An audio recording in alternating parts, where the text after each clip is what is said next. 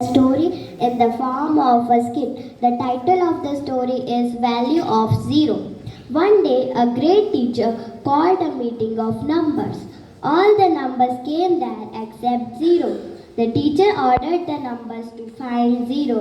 All the numbers searched for zero, but they could not find him. At last, all the numbers find zero hiding behind a tree.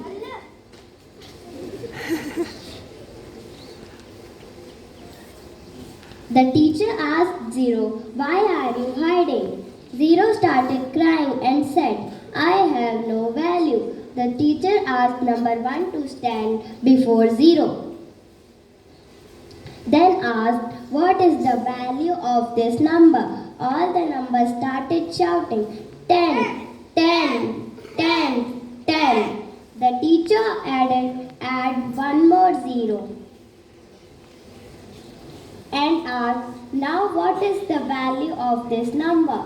100, 100, 100, 100. Now zero became a hero. Moral of the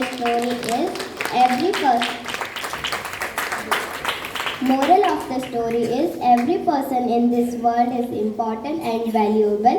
We should not underestimate anyone, whether that person is younger to us or elder to us. Thank you.